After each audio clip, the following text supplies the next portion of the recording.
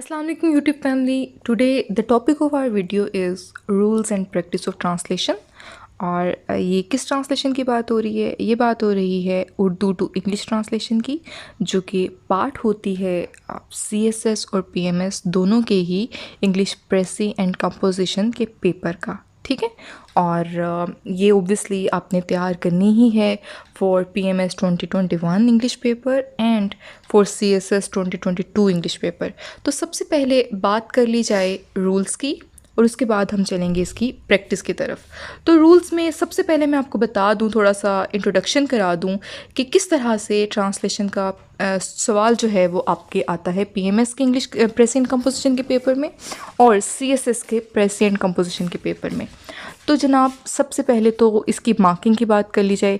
10 number का ये सवाल होता है। ठीक है, इसमें आपको जुमले नहीं दिए जाते बल्कि एक पैराग्राफ की सूरत में आपको एक उर्दू पैराग्राफ दिया जाता है जो कि थोड़ा ट्रिकी होता है और आपने उसको ट्रांसलेट करना होता है इंग्लिश लैंग्वेज में। ठीक है, अच्छा, अब ट्रांसलेशन दो तरह से की जाती है, या तो लिटरल या फिर इडियोमेटिक। लेकिन अगर आप लिटरल ट्रांसलेशन करते हैं CSS की ट्रांसलेशन के सवाल में तो ये ज़्यादा प्रेफरेबल नहीं समझा जाता। कर लें तो गलत नहीं है, लेकिन ओब्वियसली आपको 10 में से ज़्यादा एग्जामिनर 6 नंबर देगा, इससे ज़्यादा नहीं। ठीक है, लेकिन अगर आप जाते हैं इडियोमेटिक ट्रांसलेशन की तरफ तो इट माइट बी पॉसिबल कि एग्जामिनर आपको 8 नंबर दे दे 10 में से।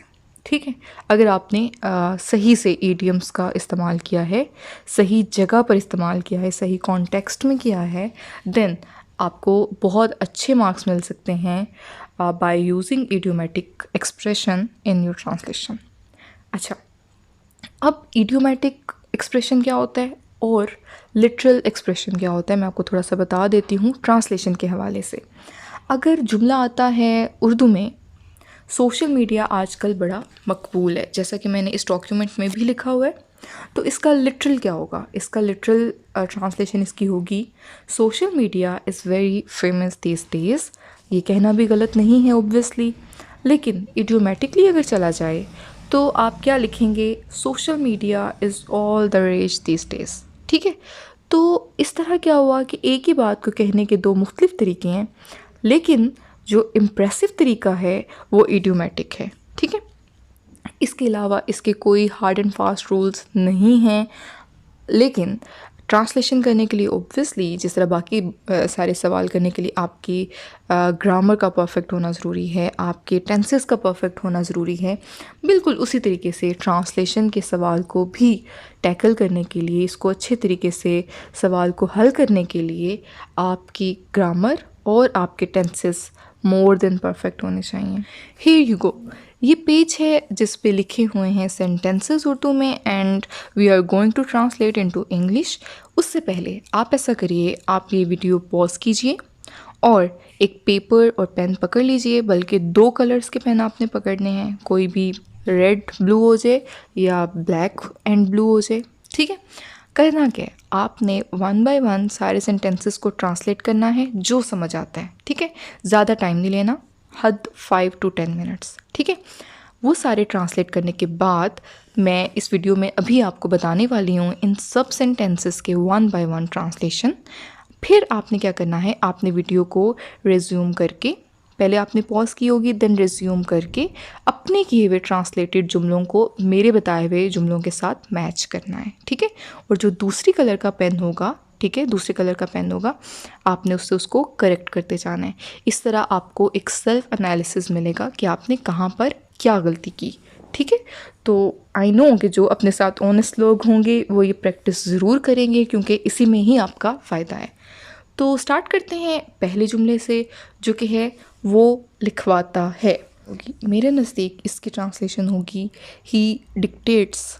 ठीक है, उसके बाद सेकंड है वो रोज़ाना सुबह सैर को जाता है। अब इसमें क्या आएगा? He goes for morning walk every day. Then third one is वो 9 बजे से 5 बजे तक बैंक में काम करती है। She works in a bank from 9 o'clock to 5 o'clock। ठीक है, उसके बाद फोर्थ वन है रेलगाड़ी शाम 6 बजे आएगी। The train comes at 6 o'clock। अब आप पूछेंगे कि यहाँ कम्स क्यों लगाया मैम आपने, विल क्यों नहीं लगाया?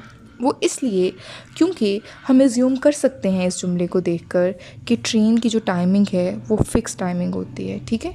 तो जहाँ जहाँ भी फ़िक्स टाइमिंग होगी वहाँ पर हमने विल नहीं लगाना, वहाँ पर हमने कम्स लगाना है, ठीक है। ये आपका कसूर नहीं है इसमें। हमारे जो टीचर्स हैं ऑब्वियसली शुरू से हमें स्कूल में कॉलेज में यही बताया गया कि उर्दू जुमले की पहचान इस तरह से है कि जहाँ पे एंड पे गा गे गी आएगा वहाँ पे हमने आंखें बंद करके विल या शेल लगा देना है, लेकिन ऐसा नहीं है इन एक्चुअल। हमने बहुत सारे फैक्टर्स को देखकर ट्रांसलेशन करनी होती है, सिर्फ उर्दू फ़िक्रात की निशानदेही करके हमने ट्रांसलेशन नहीं करनी होती। और मेरा मकसद आपको ये प्रैक्टिस कराने का भी यही था कि जो एक स्टीरियोटाइप्स बने हुए हैं इस बारे में, ट्रांसलेशन के बारे में, वो मैं उनको दुरुस्त कर सकूं। उसके बाद नेक्स्ट जुमला है 5th वन, वो बुरी आदतें नापसंद करता है। अब इसका क्या होगा? ही डिसलाइक्स बैड हैबिट। उसके बाद छठा है जहाज़ 10 मिनट में ज़मीन पर उतरेगा। Plane lands in 10 minutes. क्योंकि ये नियर फ्यूचर है, ठीक है, इस वजह से यहाँ पर हमने विल नहीं लगाया, ठीक है। 7th वन इज़ लड़के तालाब में तैर रहे हैं। Boys are swimming in the pond. ये सिंपल था। 8th वन इज़ वो आजकल अंग्रेज़ी पढ़ाता है। ही टीचेस इंग्लिश नाउअडेज़, ठीक है। उसके बाद 9th वन है वो कल न्यूयॉर्क पहुंचेगा। अब ये थोड़ा सा आप समझ लीजिए, आप लोग ओब्वियसली इसको ऐसे ही ट्रांसलेट करेंगे he will reach New York tomorrow, but इसका सही जो वर्जन है वो ये है he is reaching New York tomorrow. क्यों? क्योंकि ये नियर फ्यूचर है, ठीक है, और जब नियर फ्यूचर की हम बात कर रहे होते हैं तब हम विल नहीं लगाते, ठीक है। उसके बाद नेक्स्ट है वो कल अपनी दोस्त की शादी में शिरकत करेगा, ठीक है। ये भी सेम रूल अप्लाई होगा इस पर। He is attending his friend's wedding tomorrow. ये भी नियर फ्यूचर की बात हो रही है। उसके बाद अगला है मैं बुध को लाहौर जाऊंगा। I am going to Lahore on Wednesday. ये सिंपल था। उसके बाद नेक्स्ट है वो कल मुझसे मिलने आई थी। तो इसके दो तरह से हो सकते हैं, she came to meet me yesterday या she came to see me yesterday. आजकल सी ज़रा ज़्यादा यूज़ हो रहा है इस कॉन्टेक्स्ट में, इसलिए आप ये यूज़ कर सकते हैं। उसके बाद 13th वन है उसने 4 बजे का अलार्म लगा दिया। अब उस हमें नहीं पता मेल है या फीमेल है, तो हम क्या करेंगे, शी/ही दोनों ही लिख देंगे, ठीक है।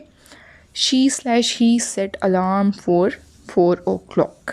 4 FOR वाला और उसके बाद 4 डिजिट वाला न्यूमेरिकल, ठीक है। अच्छा, उसके बाद नेक्स्ट है क्या हम कल पिकनिक पर चलें। अब इसका हमने करना है इस तरह से, shall we go to picnic tomorrow, क्योंकि इसमें हम सजेशन दे रहे हैं या सजेशन ले रहे हैं, ठीक है। अच्छा जी, नेक्स्ट वन इज़ अब मैं ऑडियो टेप चला दूँगा, ठीक है। अब मैं ऑडियो टेप चला दूँगा, इसका होगा now I shall play audio tape. इसमें हम स्पॉन्टेनियस एक्शन शो कर रहे हैं, ठीक है, इसलिए इसमें आएगा शैल। उसके बाद नेक्स्ट वन इज़ मैं तुम्हें सीधा कर दूँगा, ठीक है, जैसे हम किसी को थ्रेट कर रहे होते हैं। अब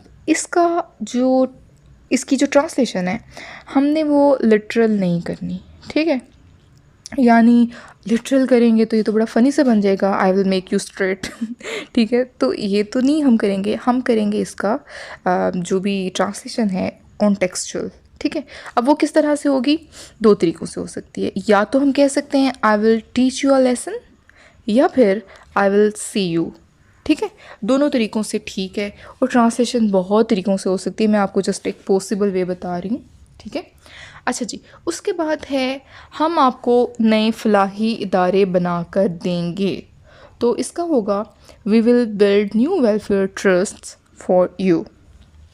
उसके बाद 18th वन है पाकिस्तान क्रिकेट वर्ल्ड कप जीत जाएगा। Pakistan will win the world cup, इसमें प्रेडिक्शन हो रही है, इस वजह से हम विल का इस्तेमाल करेंगे, स्पॉन्टेनियस एक्शन नहीं है ये। उसके बाद 19वां है मैं लंदन जा चुका हूँ, ठीक है। अब इसका क्या होगा, इसका होगा I have been to London, ठीक है। अब ये वो वाली बात नहीं है कि मैं लंदन चला गया हूँ तो अब मैं बात कर रहा हूँ कि मैं लंदन जा चुका हूँ, नहीं। फॉर एग्ज़ाम्पल आप एज्यूम करें कि एक ग्रुप है, ग्रुप ऑफ फ्रेंड्स बैठे गॉसिप कर रहे हैं, ठीक है। और एक जो बंदा है वो बहुत ज़्यादा शो मारने के लिए, जिस तरह से कहते हैं कि अपने आप को शो ऑफ करने के लिए, वो कह रहे कि मैं लंदन जा चुका हूँ, ठीक है। ये उस सेंस में बात हो रही है। तो हमेशा आपने ट्रांसलेशन करते वक्त आपने देखना है कि किस सेंस में, किस कॉन्टेक्स्ट में बात हो रही है। तो आप लिखेंगे इसमें I have been to London, ठीक है। उसके बाद नेक्स्ट है वो अमेरिका जा चुका है, he has gone to America. अब ये जो जुमला है वो अमेरिका जा चुका है, ये उस सेंस में बात नहीं हो रही जिस सेंस में ये बात हो रही थी कि मैं लंदन जा चुका हूँ, ठीक है। इस वजह से इसको हमने ट्रांसलेट भी डिफरेंटली किया है, यानी he has gone to America. अब अगले दो जुमलों पे ज़रा आपने गौर करना है।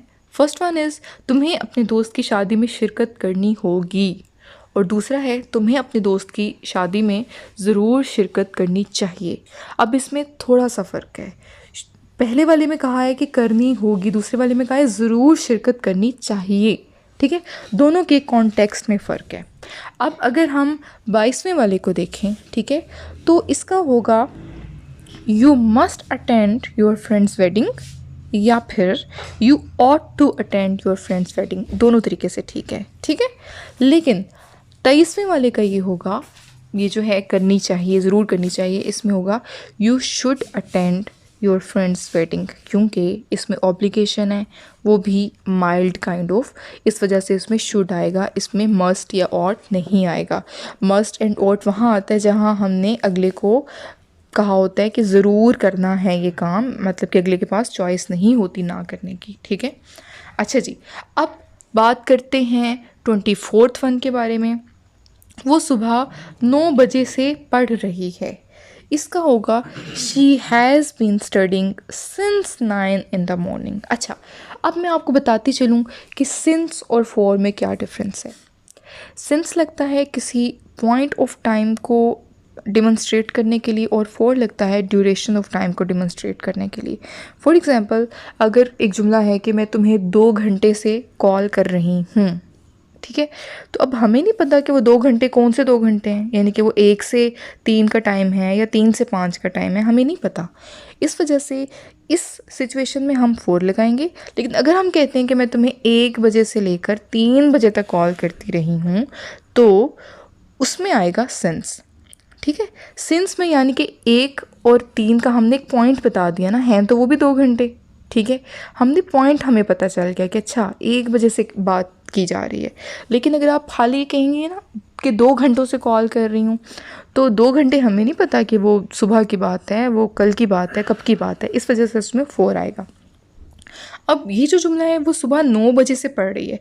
अब 9 बजे हमें एक टाइम का पॉइंट पता है, ठीक है, हमें पीरियड नहीं दिया गया, हमें एक पॉइंट दिया गया, इस वजह से हमने यहाँ पर सिंस लगाया है। She has been studying since 9 in the morning। अब लास्ट जुमला देख लेते हैं, वो 2 घंटे से अपना काम कर रही है। अब देखें, अब आप खुद सवाल करें अपने आप से कि क्या ये पॉइंट है या पीरियड है। पॉइंट होगा तो सिंस लगेगा, पीरियड है तो फॉर लगेगा। तो चूंकि ये पीरियड है 2 घंटे, हमें नहीं पता कि वो 2 घंटे कौन से 2 घंटे हैं, तो हम यहाँ पे फॉर लगाएंगे। और इसकी ट्रांसलेशन कुछ यूँ होगी, she has been working for 2 hours। I hope कि आपने इसको ख़ुद भी प्रैक्टिस कर लिया होगा, करेक्ट कर लिया होगा, और आई होप कि आपको कुछ ट्रांसलेशन की समझ आ गई होगी इस प्रैक्टिस के थ्रू। इस तरह की मज़ीद वीडियोस अगर आपको चाहिए तो आप कमेंट सेक्शन में बताइए मुझे कि आपको किस टॉपिक पे वीडियो चाहिए। इंशाल्लाह मैं अपनी नेक्स्ट वीडियो फिर आपके बताए हुए सजेशंस पर ही बनाऊंगी कोई ना कोई वीडियो। और चैनल को सब्सक्राइब करना ना भूलिएगा। वीडियो अगर पसंद आई हो तो लाइक करिएगा और अपने फ्रेंड्स के साथ भी शेयर करिएगा।